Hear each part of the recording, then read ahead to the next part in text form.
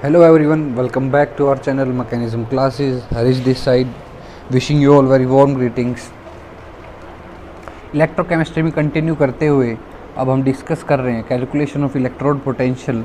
और लास्ट में जो टॉपिक हमने डिस्कस किया था वो था स्टैंडर्ड हाइड्रोजन इलेक्ट्रोड। ठीक है, तो शुरू करते हैं अपना topic calculation of electrode potential.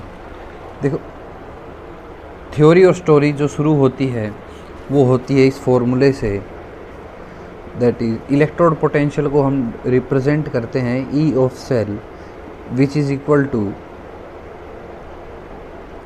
Higher potential minus lower potential. क्यों होती है कहानी यहाँ से शुरू, वो भी हम बात करते हैं। पहले बात करें हाफ सेल की। क्या हम इसका इलेक्ट्रोड पोटेंशियल, इलेक्ट्रोड यानी कि समझते हैं आप what is a electrode, and potential मतलब उसकी क्षमता। सीधे शब्दों में कहूँ, इलेक्ट्रोड यानी कि फॉर अ हाफ सेल क्या हम इलेक्ट्रोड पोटेंशियल मेज़र कर सकते हैं या नहीं। देखिए क्या कहना चाह रहा हूँ मैं। ये बीकर है, ये हाफ सेल है, इसमें इलेक्ट्रोड कैसी भी, किसी भी मेटल की इलेक्ट्रोड डिप है तो इलेक्ट्रोड पोटेंशियल करने का तरीका हमें पता है।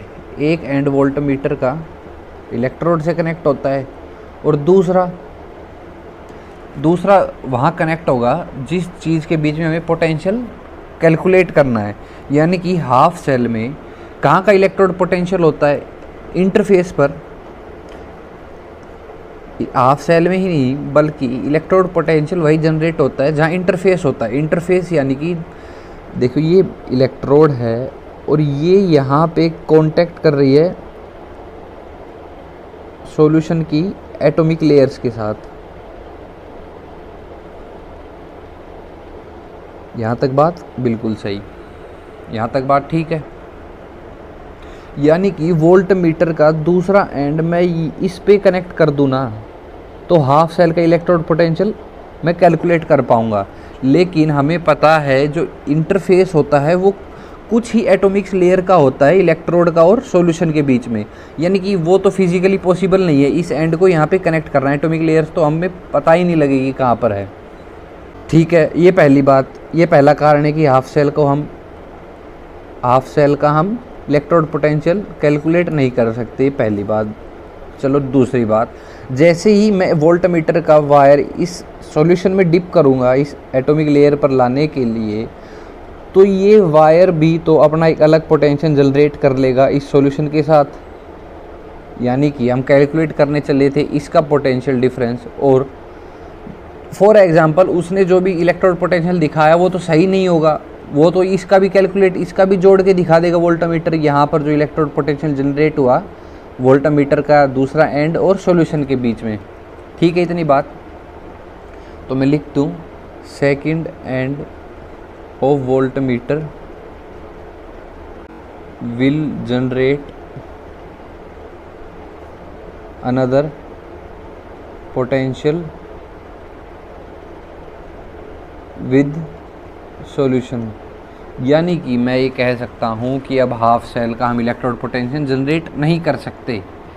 तो इसका सॉल्यूशन निकालने के लिए क्या किया, हमने ली रेफरेंस सेल।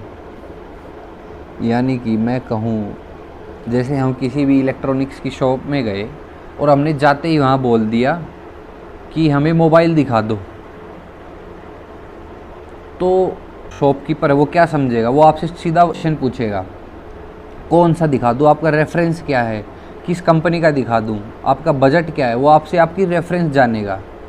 तो इसका मतलब इलेक्ट्रोड पोटेंशियल हमें अगर निकालना है हाफ सेल का, जो पॉसिबल होगा जब इसके साथ में हमें रेफरेंस इलेक्ट्रोड या रेफरेंस सेल ले लेंगे।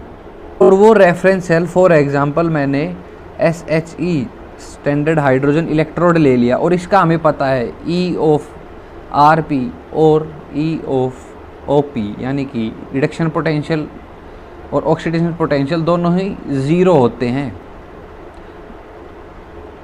कहाँ पर, जब स्टैंडर्ड कंडीशंस गिवन हो।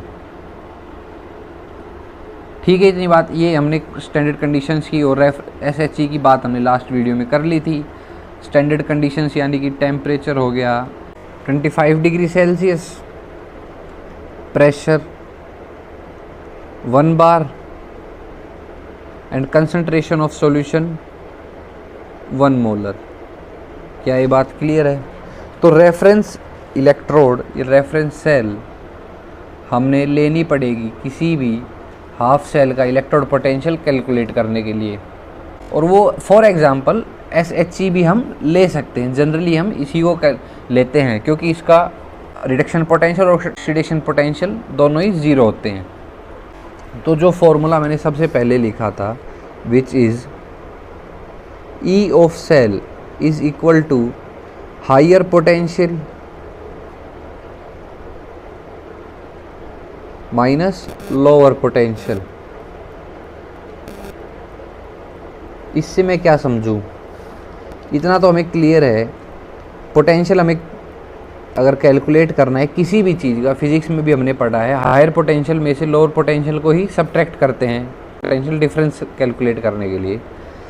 ठीक है, लेकिन हम इलेक्ट्रोकेमिस्ट्री की टर्म्स एंड कंडीशंस में बात करें, यानी कि with respect to reduction potential, मैं क्या कह सकता हूँ यहाँ पर, and with respect to oxidation potential, मैं इस फॉर्मूले को कैसे लिख सकता हूँ? बात तो हमें एट द एंड इलेक्ट्रोकेमिस्ट्री की ही करनी है। देखो, रिडक्शन पोटेंशियल हमें पता है, रिडक्शन कहाँ पर होता है? कैथोड पर, यानी कि E of reduction potential of cathode वो ज़्यादा होगा किसके मुकाबले? E of reduction potential of anode. ठीक है, इतनी बात ध्यान रखते हैं अभी।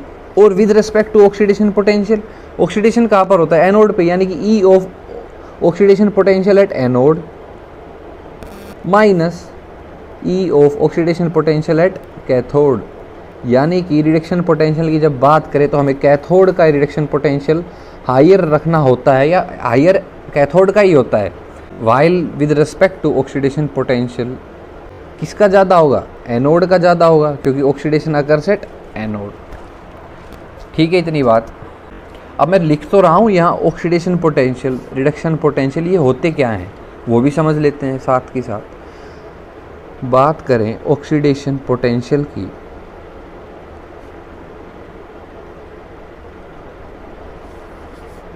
नाम से ही क्लियर है, ऑक्सीडेशन पोटेंशियल, पोटेंशियल यानी कि क्षमता, और ऑक्सीडेशन यानी कि टू गेट ऑक्सीडाइज्ड।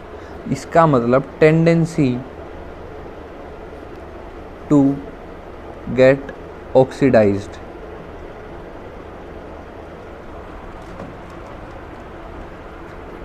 पहली बात, ठीक है। अब रिडक्शन पोटेंशियल,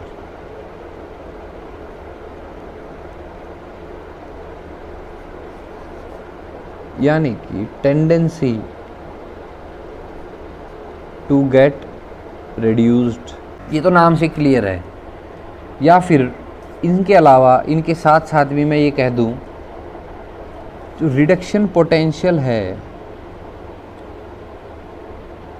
वो जितना ज़्यादा होगा उतनी ही ऑक्सीडेशन पावर ज़्यादा होगी। ऑक्सीडेशन पोटेंशियल के केस में मतलब ऑक्सीडेशन पोटेंशियल जितना ज़्यादा होगा, क्या मैं कह दूं, रिडक्शन या रिड्यूसिंग पावर ज़्यादा होगी। इसमें ऑक्सीडाइजिंग करेक्ट वर्ड का इस्तेमाल करें, which is oxidising power and reducing power. मैं क्या कह सकता हूँ, जो मैं यहाँ पर बताना चाह रहा हूँ वो है, यानी कि जितना ज़्यादा reduction potential, tendency to gain electron. भाई देखो, अगर वो इलेक्ट्रॉन ले रहा है तो लेगा तब न तब कोई देगा, और देगा यानी कि लॉस ऑफ इलेक्ट्रॉन। यानी कि अगर मैं जितना ज़्यादा रिड्यूसिंग पोटेंशियल रखूँगा तो मैं जिससे इलेक्ट्रॉन लूँगा मैं उसको ऑक्सीडाइजिंग पावर उसकी इंक्रीज कर दूँगा। क्या ये बात क्लियर है? प्रैक्टिकल एग्जाम्पल भी हम समझ सकते हैं। मैं अगर किसी से रुपए लूँगा तो कोई मुझे देगा तभी तो लूँगा। ये ठीक वही बात है, मैं अगर इलेक्ट्रॉन लूँगा तब ना जब कोई अच्छे से मुझको दे देगा इलेक्ट्रॉन्स। एंड ठीक है, तो इसका मतलब ऑक्सीडेशन पोटेंशियल जितना ज़्यादा उसकी रिड्यूसिंग पावर भी उतनी ज़्यादा। अब बात करते हैं इलेक्ट्रोड पोटेंशियल डिपेंड किन किन चीज़ों पर करते। फर्स्ट, नेचर ऑफ मेटल और इलेक्ट्रोड, यानी कि जिस मेटल की इलेक्ट्रोड डिप होगी उसकी ऑक्सीडेशन पोटेंशियल क्या है, उसका रिडक्शन पोटेंशियल क्या है, उस पर भी डिपेंड करेगा। ये बात ठीक है बिल्कुल। Second is temperature and third one is concentration of metal ions in solution. मेरे ख्याल से ये दोनों पॉइंट भी क्लियर होंगे। ठीक है, नेक्स्ट जो वो यहाँ पे इंट्रोड्यूस होती है इलेक्ट्रोकेमिकल सीरीज़ यानी कि कुछ ना कुछ किसी ऑर्डर में प्रेजेंट होगा। फॉर एग्जांपल F2 समझना प्लस 2 इलेक्ट्रॉन्स एंड और ये रिएक्शन शो कर रहे हैं। ये रिएक्शन क्या है, F2 प्लस 2 इलेक्ट्रॉन, यानी कि फ्लोरीन गेन कर रहा है 2 इलेक्ट्रॉन को, और इसका रिड्यूसिंग पोटेंशियल वो है 2.16 के आसपास पॉजिटिव, अप्रोक्स इतना है। ठीक है, वाइल मैं इलेक्ट्रोकेमिकल सीरीज़ बताता हूँ मैं क्या समझा रहा हूँ यहाँ पे। अब ये रिएक्शन समझो और इसका रिडक्शन पोटेंशियल गिवन है 2.16, जबकि जो दूसरी रिएक्शन है NO2 plus 4H plus 4 electron, और ये रिएक्शन शो हो रही है ऐसे, और इसका रिडक्शन पोटेंशियल 0.96 गिवन है। इसका मतलब फ्लोरीन और NO2 को जब इलेक्ट्रॉन्स दिए जाएंगे तो सबसे पहले उनको कौन उठाएगा, मतलब एक ही जगह पे फ्लोरीन और NO2 गैस प्रेजेंट है और उनको इलेक्ट्रॉन्स वहाँ पर डाले गए उस चैम्बर में, तो टेंडेंसी सबसे ज़्यादा किसकी होगी कि वो इलेक्ट्रॉन्स को जल्दी गेन कर ले। वो हमें पता होना चाहिए कि जिसका रिडक्शन पोटेंशियल ज़्यादा, रिडक्शन पोटेंशियल यानी कि टेंडेंसी टू गेन इलेक्ट्रॉन्स, तो जिसका ज़्यादा वही जल्दी से इलेक्ट्रॉन्स को उठा लेगा। ठीक है, इतनी बात। तो इलेक्ट्रोकेमिकल सीरीज़, तो जो सीरीज़ है इसका मतलब है जो 2.16 से लेके 0.96 तक, फिर 0.96 के बाद 0 और 0 के बाद नेगेटिव। तो ये सीरीज़ है डिसेंडिंग ऑर्डर में, यानी कि सबसे पहले मैक्सिमम रिडक्शन पोटेंशियल और नीचे जाते जाते नेगेटिव आ गया। तो इसका मतलब ये फ्लोरीन है, बीच में कुछ और एलिमेंट्स प्रेजेंट होंगे, वो इलेक्ट्रोकेमिकल सीरीज़ होती है। उसका मैं स्क्रीनशॉट डाल देता हूँ, आप देख पा रहे हैं। इसमें से कोई भी 4 सेट उठा लो, 4, और उनको हमने इलेक्ट्रॉन दिए। सबसे पहले इलेक्ट्रॉन कौन उठाएगा, जिसका रिडक्शन पोटेंशियल सबसे ज़्यादा, और सबसे ज़्यादा होता किसका है, इलेक्ट्रोकेमिकल सीरीज में फ्लोरीन का ही होता है। इसका मतलब इसका सबसे ज़्यादा रिडक्शन पोटेंशियल, तो ये मैं कह दूँ स्ट्रॉन्गेस्ट ऑक्सीडाइजिंग एजेंट। सही है, इतनी बात। ये थी इलेक्ट्रोकेमिकल सीरीज़ का point. Now application of electrochemical series.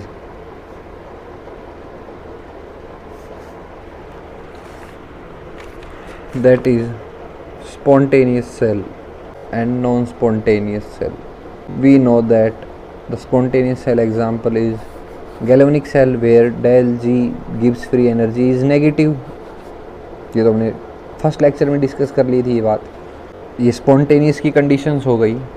इसका मतलब del G is equal to minus NFE of cell at standard condition. Del G standard को रिप्रेजेंट करते हैं हम ऊपर डॉट लगाकर, या नोड भी हम इसे कह देते हैं, माइनस NFE नोड सेल। ये स्टैंडर्ड कंडीशंस की बात है।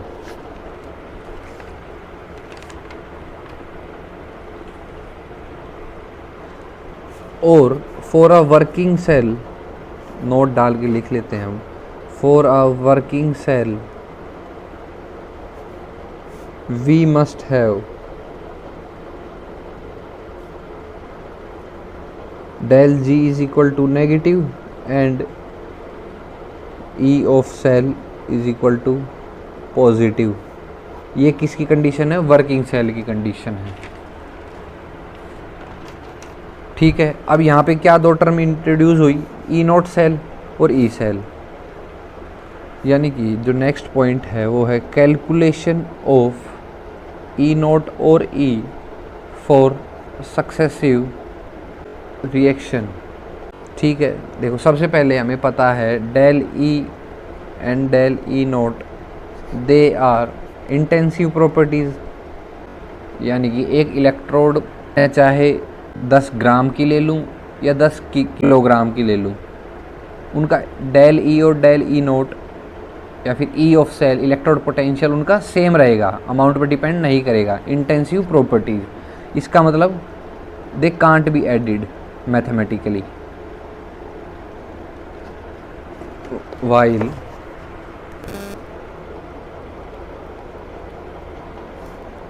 del G and del G naught they are extensive properties। इसका मतलब ये ऐड हो सकती हैं।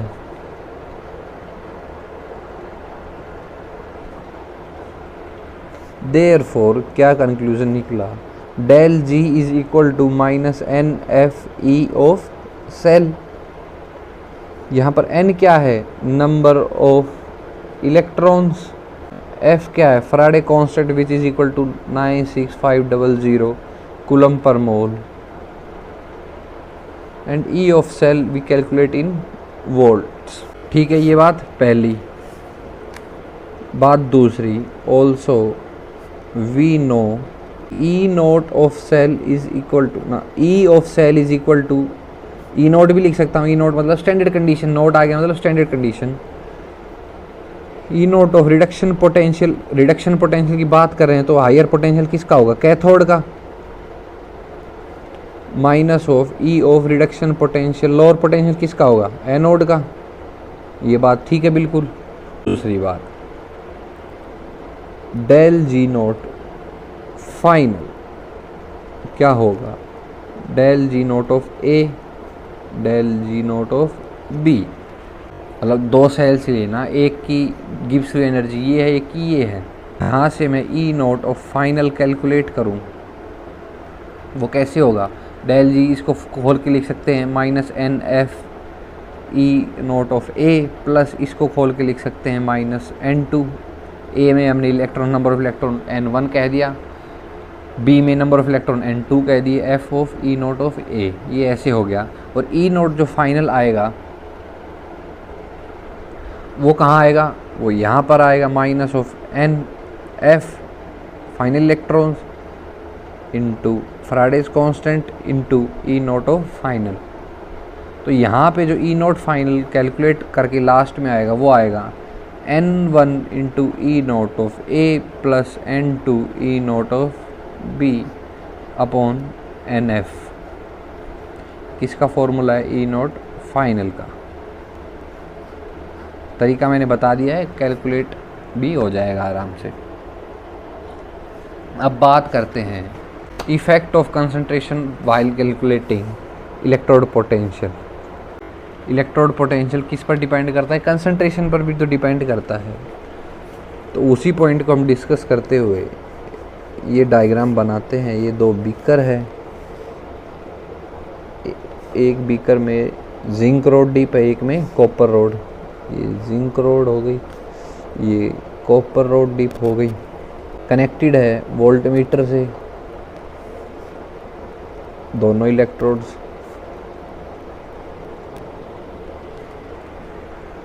एट स्टैंडर्ड कंडीशंस क्या गिवन है? स्टैंडर्ड कंडीशंस फॉर Z, इसमें ZnSO4 सॉल्यूशन प्रेजेंट होगा फॉर श्योर। इसका मतलब कंसंट्रेशन 1 मोलर, टेम्परेचर 298 केल्विन और 25 degree Celsius, pressure is equal to 1 bar. while for the second beaker in which the solution is of CuSO4, temperature 298 Kelvin, वही concentration 1 molar, pressure 1 bar. According to thermochemistry, del G is equal to del G naught plus RT ln Q. ये thermochemistry कहती है। तो कहानी अपनी यहाँ से शुरू होती है इफेक्ट ऑफ कंसंट्रेशन की। डेल जी को मैं लिख सकता हूँ NFE of cell minus as it is equal to, अभी सेल ना लिखते हुए माइनस NFE लिख सकता हूँ, डेल जी नोट को minus of NFE naught plus RT ln Q।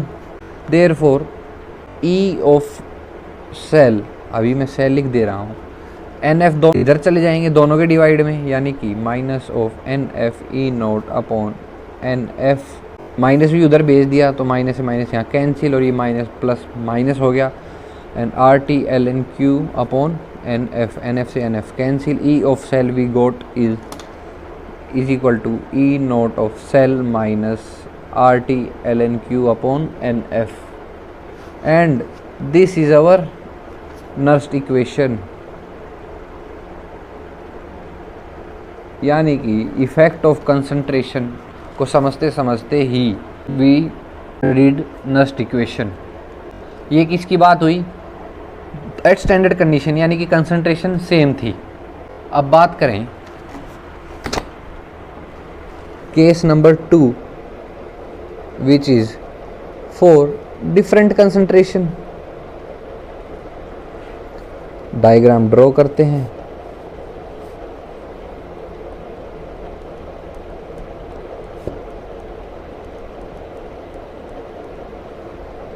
C1 for ZnSO4 solution, C2 for CuSO4. ये जिंक इलेक्ट्रोड, ये copper electrode connected with voltmeter. Now at anode, इसका मतलब ऑक्सीडेशन।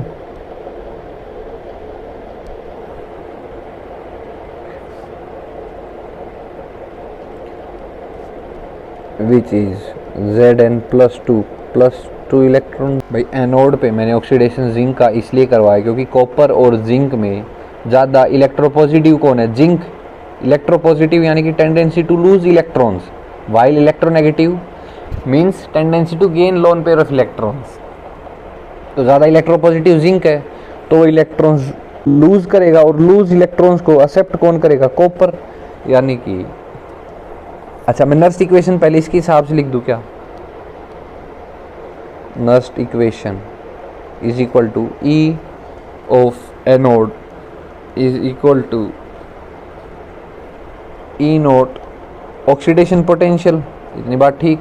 अच्छा, और यहाँ पे क्या आया? RT upon NF ln Q। कुछ मॉडिफिकेशंस कर सकता हूँ मैं इस फॉर्मूले में, वो है R भी कांस्टेंट, टेम्परेचर विच इज़ 298 वो भी कांस्टेंट, अपॉन F, ये तीनों चीज़ कांस्टेंट, RT अपॉन F। इस और ln को हटाने के लिए साथ साथ ln भी है, ln से log पर आने के लिए, तो इन सब कांस्टेंट्स की मल्टीप्लिकेशन क्या होगी? 0.0591 log, और Q यानी कि प्रोडक्ट अपॉन रिएक्टेंट। क्या ये बात ठीक है यहाँ तक? इसका मतलब मैं ये लिख दूँ क्या? E of A is equal to E naught of OP minus 0.0591, N as it is, number of moles change हो सकते हैं, log ऑफ प्रोडक्ट क्या है? Zn+2, और N क्या है यहाँ पर? नंबर ऑफ इलेक्ट्रॉन्स, ये रहे 2। ठीक है, अब बात करते हैं एट कैथोड, यानी कि reduction, gain of electrons. Gain of electron कौन करेगा? Copper 2 positive will form copper solid. Nernst equation इसकी मैं लिख दूं, वो E ऑफ C यानी E of cathode is equal to E naught of reduction potential minus 0.0591 upon N भी यहाँ पर है 2 इंटू लॉग ऑफ, ये भी आयनिक फॉर्म में नहीं है प्रोडक्ट, तो 1 अपॉन Cu प्लस 2 की कंसंट्रेशन। क्या ये बात ठीक है? तो नेक्स्ट बात करते हैं फॉर फुल सेल रिएक्शन। ये तो हमें फॉर्मेट पता है इसका रिप्रेजेंट करने का, विच इज़ Zn। भाई एक्चुअली कैथोड के LHS और एनोड के LHS दोनों को ऐड करना है, दोनों के RHS को ऐड करना है, जो कटे वो काट देंगे, जो बचे वो रख लेंगे।